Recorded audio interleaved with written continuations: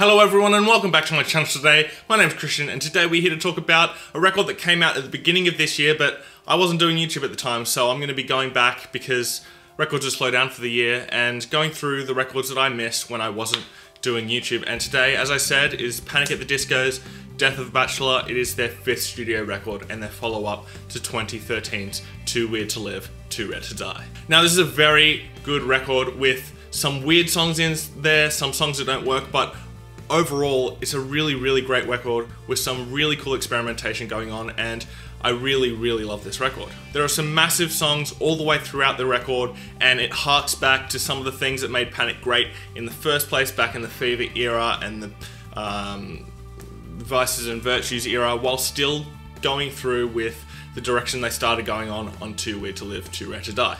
Victorious opens up the record brilliantly. I mean, any song that opens up with a great chant, such as the one in Victorious, hooks me in straight away. The hook on this song is absolutely one of the catchiest things I've heard all year, and Brendan's vocal performance throughout this entire song is one of the best of his entire career. The samples used throughout this record are used to great taste for the most part. There are some times where it doesn't work, which I'll get into later on in the record, but for the most part, the samples throughout this entire record really add to what the songs are doing. And this record also shows us that it is time to say goodbye to hopes that they're going to go back to that Fever sound. They're definitely not going to do that. There are some songs on here that lend back to that old sound a little bit, but really it's time to give up on that prospect. Don't Threaten Me with a Good Time is the second track on the record. It is also one of the weakest. I really don't enjoy the song, and I think the main reason is I think the sample of Rock Lobster in the beginning doesn't really work for this song. I think it takes away from the song as a whole, and while the melody in the verse is brilliant, and I really love the verses in this song, the chorus doesn't really do anything to elevate the song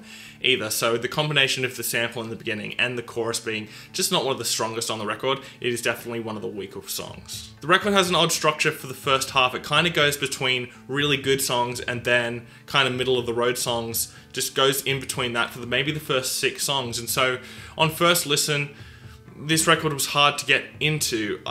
This record has been the record that has grown on me the most throughout this entire year, and I think a lot of the fact that I didn't enjoy it on first listen was due to the choppiness of the first half of the record. How if they'd just opened up the record with maybe 6 of the absolute bangers off this record and then had some of the weaker songs towards the end, I would have enjoyed it a bit more on first listen. Hallelujah is an absolutely brilliant song. It was my favourite song of 2015 because it did come out last year, and honestly it is such a brilliant song with so many callbacks to so many different eras of music while still sounding modern and still sounding relevant and new, and that's such an accomplishment for this song. It has such a brilliant melody, and the music throughout it is incredible. It's probably one of the best instrumentals on the record, and everybody just sounds great on this song. This is one of Brendan's highlights on the record vocally. He really smashes it throughout this entire song, and it uses so many different methods of singing throughout the entire track, and he sings incredibly throughout this entire record for the most part, but this is definitely one of the highlights. Getting into Brendan's vocals, for the most part throughout this record, they are absolutely great. There are some times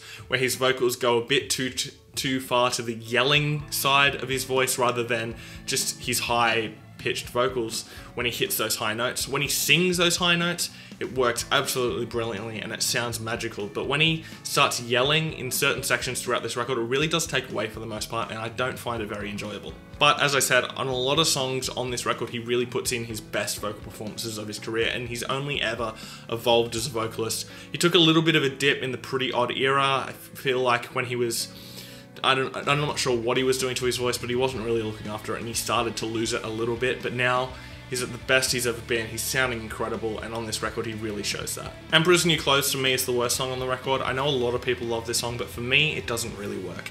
I really don't like the sampling in the song, and the fact that it is so electronic and the vocals are so off-kilter and weird, it really puts me off this song, and I really don't enjoy it. The vocal performance is one of those songs where it is too much yelling and not enough just actual singing, and that really takes away from the track for me. And as I said, it's a little too electronic for my taste. A bit more band element into this track I think would have improved the song for me, but I can also see why a lot of people enjoy it. Death of a Bachelor for me is Brendan's best vocal performance of his career. If you've seen the live version they did on Conan a couple of weeks ago, he absolutely kills it live and on this song.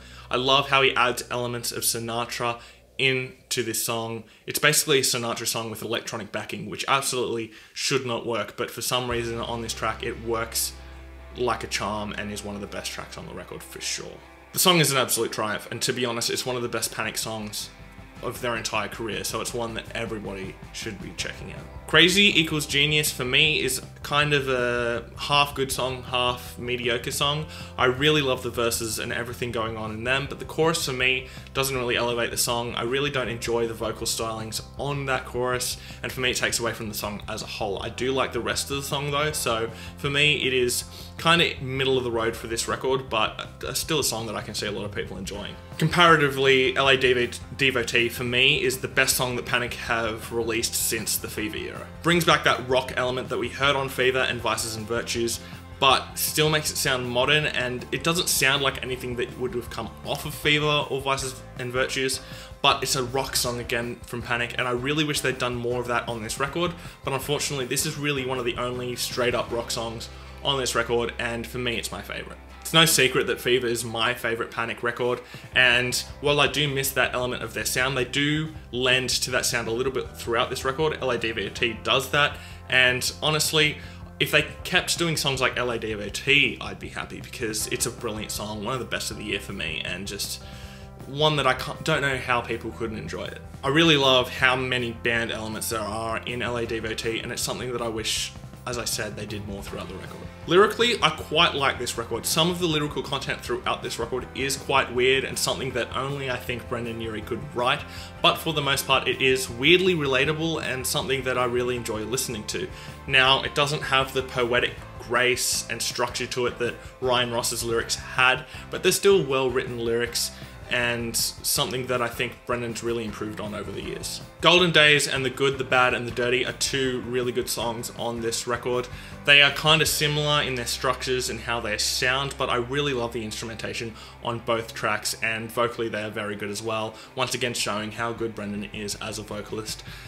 One thing that's happened throughout Panic's career is that their records have become more vocal driven, and so the past two records have been very much about Brendan singing, and the fact that he's better at singing than he's ever been in his career, it makes it work. If he'd been on that pretty odd era of vocals that he had, especially live, I don't think it would have worked, but considering he's the only sole member left in this band, and he is one of the best vocalists around, having a record based purely around his vocals for the most part is something that I really think works to his strengths. The second half of this record really reminds me of the second half of Vices and Virtues. I really think it adds a lot of variety into the record. It really has a really good balance of the electronic elements they've introduced in their newer stuff and the rocky elements they had in their past. House of Memories for me is one of the highlights on the record once again. It adds a bit of a softer element to this record, and honestly I love the melody throughout this entire track, and the instrumentation is really cool, especially with those really great backing vocals. I love the tone of this song as well. I like that it's a bit more brooding and a bit more mysterious, and that's something that I really like about Panic's music. And finally, Impossible Year closes out this record on a bit more of a somber and a softer note. It's a really great piano-led track which ultimately ends pretty abruptly at the end of the song, but it's a really great ballad with Brendan just really showing off his vocal stylings. Once again, this track focuses on the vocals while having some really interesting orchestration going on around this track, as well as really good piano pushing it along, so it's a really good track for me. Overall, this is a really great record from Panic. They've not yet to release a track for me that I've disliked, and while I think Too Weird to Live is probably their weakest record, although that one's grown on me massively as well, I think the last two records of Panic have had some of their best songs on them and some of their worst. So if they'd combined those two records and just put the best of those two records into one album, this would have been an incredible record. And while this record is still great, there are some songs on here that could use improving. The thing that keeps me coming back to Panic year after year after year whenever they're releasing a new record is they've never made the same record twice. This is probably the most similar record to the past ones that Panic have ever done, but it's still completely different from Too Weird. I love that every record is completely different. You never know what to expect from a new Panic record, and that's something that keeps them exciting and refreshing for me. My top three tracks are going to be LADevotee, Death of a Bachelor, and Victorious. I'm going to give this record a 4 out of 5. Anyway, what did you guys think about the record? Let me know your thoughts and opinions down below in the comment section. Did you like the record? Did you not like the record? Let's have a conversation about it down below. We're here to talk about music, but if you're just going to fill out the comment section with hate and insult, just know I'm going to look at your comments and laugh at how pathetic your life is. Anyway, thanks for watching my video today. Please hit subscribe down below, and I'll see you next time. Fresh Currents.